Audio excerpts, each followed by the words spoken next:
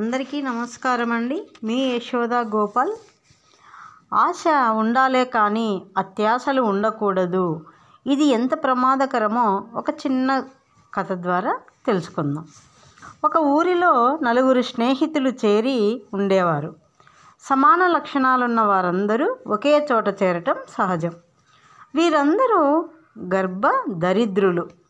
నిలవడానికి నీడ లేకుండా ఒక్క పూట తింటే మరో పూట పస్తుండేవారు. నలుగురు ధనం సంపాదిద్దామనే ఆశయంతో విశాల ప్రపంచంలోకి బయలుదేరారు. ఊరు వదిలి కృష్ణానది గట్టు మీద ప్రయాణం సాగించారు.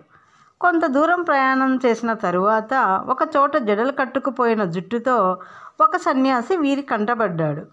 ఆ సన్యాసికి వారు సాష్టాంగ దండ ప్రమాణం చేసి తమ కోరికను అతడితో విన్నవించుకున్నారు.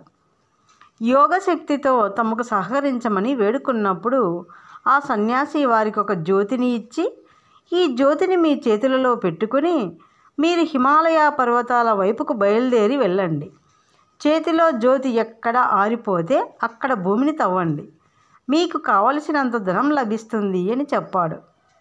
ఆ నలుగురు ఆ జ్యోతి పట్టుకొని హిమాలయ కొండల వైపు బయలుదేరారు. ఒక చోట ఆ జ్యోతి చేతులలో నుంచి పడిపోయింది. సన్యాసి వారికి చెప్పినట్టుగా అక్కడ భూమిని లోతుగా త్రవ్వారు. అది ఒక పెద్ద రాగి గని. ఆ నలుగురిలో ఒకడు తనకు కావలసింది తీసుకొని దానితో తృప్తిపడి వెనుకకు మరలిపోయాడు. మిగిలిన ముగ్గురు జ్యోతిని పట్టుకొని యథాప్రకారం తిరిగి ప్రయాణం సాగించారు. మరొక చోట జ్యోతి జారి పడిపోయింది. అక్కడ తవ్వి చూశారు.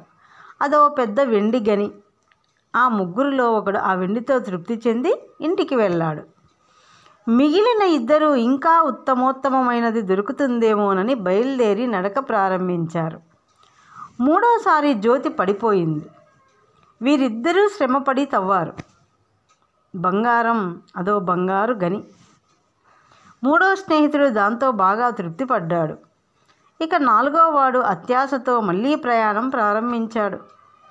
వజ్రాలు రత్నాలు లభిస్తాయని ఆశించాడు. ప్రయాసతో బహుదూరం ప్రయాణించాడు.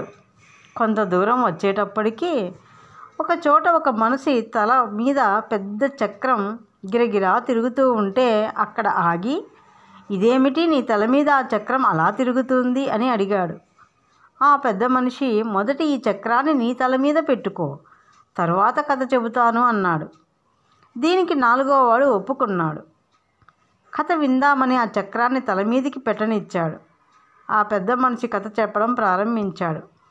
నేను నీలాగే ఈ సౌభాగ్య జ్యోతిని పట్టుకొని ఇంతవరకు వచ్చాను. నేను ఎంతో ఆశపడ్డాను. నేను దొరికిన రాగితో తృప్తి పడలేదు, దొరికిన వెండితో తృప్తి పడలేదు. నేను ఇక్కడ ఒక వ్యక్తిని చూశాను. ఈ చక్రం అతడి తల మీద గిరిగిరా తిరుగుతుంది. నీలాగే నేను ఈ చక్రంలో తల దూర్చాను.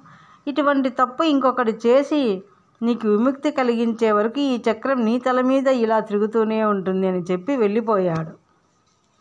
దొరికిన దానితో తృప్తి పడాలే కానీ అత్యాశలు పెంచుకుంటే ఏం జరుగుతుందో ఒక్కసారి గమనించండి.